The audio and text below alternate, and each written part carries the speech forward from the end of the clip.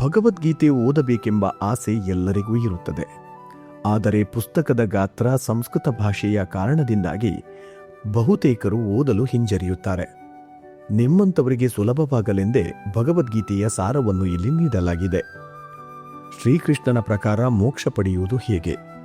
ಭಗವದ್ಗೀತೆಯ ಅಧ್ಯಾಯಗಳಲ್ಲಿ ಉತ್ತರವಿದೆ. ಈ ವಿಡಿಯೋವನ್ನು ಪೂರ್ತಿಯಾಗಿ ನೋಡಿ ಹಾಗೂ ಮೋಕ್ಷ ಪಡೆಯಲು ದಾರಿಯನ್ನು ಕಾಣಿರಿ. ಅಧ್ಯಾಯ 1.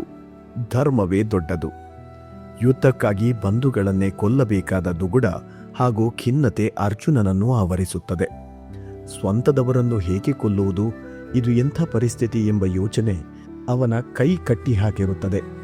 ಆಗ ಕೃಷ್ಣನು ಧರ್ಮವು ಎಲ್ಲಕ್ಕಿಂತ ದೊಡ್ಡದು, ಭವಬಂಧನಗಳ ಬಗ್ಗೆ ಯೋಚಿಸದೆ ನಿನ್ನ ಕರ್ತವ್ಯವಷ್ಟೇ ಮಾಡು ಎನ್ನುತ್ತಾನೆ.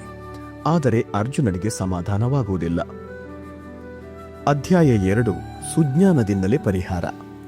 ಕೃಷ್ಣನು ಅರ್ಜುನನಿಗೆ ಅವನೆಲ್ಲ ಗೊಂದಲ, ದುಃಖದೊಮ್ಮಾನ, ಸಮಸ್ಯೆಗಳಿಗೆ ಅಜ್ಞಾನವೇ ಕಾರಣ ಎಂಬುದನ್ನು ತಿಳಿಸುತ್ತಾನೆ.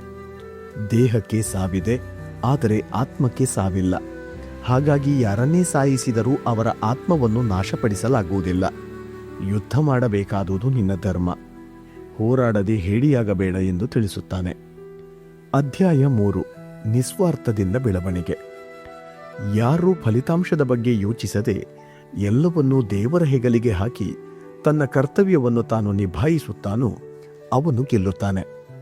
ನಮ್ಮ ಆಸೆ, ಸಿಟ್ಟು, ಅತಿಯಾದ ಪ್ರೀತಿಯೇ ನಮ್ಮ ನಿಜವಾದ ಶತ್ರುಗಳು.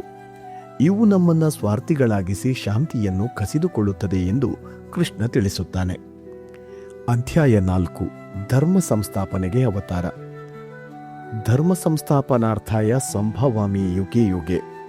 ಭೂಮಿಯಲ್ಲಿ ಧರ್ಮವೆಂಬುದು ಅವನತಿಯ ಅಂಚನ್ನು ತಲುಪಿದಾಗ ಅದನ್ನು ಮರುಸ್ಥಾಪಿಸಲು ಭಗವಂತನು ಮತ್ತೆ ಮತ್ತೆ ಅವತಾರಗಳನ್ನು ಎತ್ತುತ್ತಾನೆ. ಭಗವಂತನ ಈ ಜನ್ಮ ರಹಸ್ಯ ಅರಿತವರಿಗೆ ಮೋಕ್ಷ ದೊರೆಯುತ್ತದೆ ಎನ್ನುತ್ತಾನೆ ಶ್ರೀಕೃಷ್ಣ. ಅಧ್ಯಾಯ 5. ಫಲದಾಸೆ ಇಲ್ಲದೆ ಕರ್ಮ ಮಾಡು. ಎಲ್ಲ ಕೆಲಸವನ್ನು ಫಲದ ಆಸೆಯಿಲ್ಲದೆ ಮಾಡಬೇಕು. ಹಾಗಿದ್ದಾಗ ಮಾತ್ರ ಅಹಂಕಾರದಿಂದ ಮುಕ್ತರಾಗಲು ಸಾಧ್ಯ.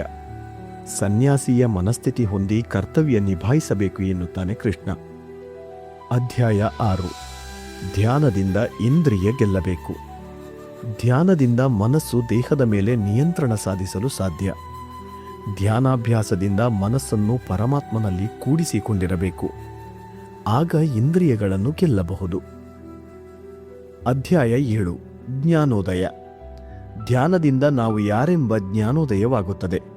ಜ್ಞಾನಿಯು ಭಗವಂತನಲ್ಲಿ ಲೀನವಾಗುತ್ತಾನೆ ಎಂದು ಕೃಷ್ಣ ವಿವರಿಸುತ್ತಾನೆ.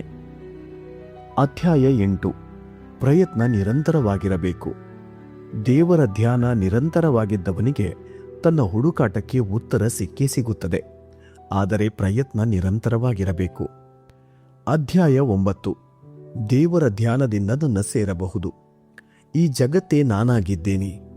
ಎಲ್ಲ ವಸ್ತುಗಳು ನನ್ನಲ್ಲಿವೆ. ಆದರೆ ನಾನು ಯಾವುದರಲ್ಲೂ ಇಲ್ಲ.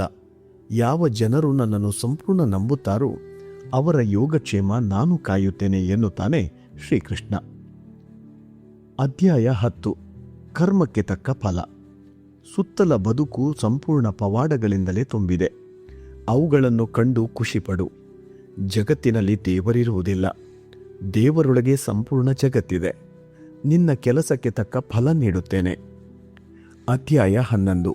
ವಿಶ್ವರೂಪ ದರ್ಶನ. ಈ ಸಂದರ್ಭದಲ್ಲಿ ಅರ್ಜುನನಿಗೆ ಕೃಷ್ಣನು ವಿಶ್ವರೂಪ ದರ್ಶನ ಮಾಡಿಸುತ್ತಾನೆ. ಇದನ್ನು ನೋಡಿದ ಅರ್ಜುನ ತನ್ನ ಅಜ್ಞಾನಕ್ಕಾಗಿ ಕ್ಷಮೆಯಾಚಿಸುತ್ತಾನೆ. ಅಧ್ಯಾಯ 12.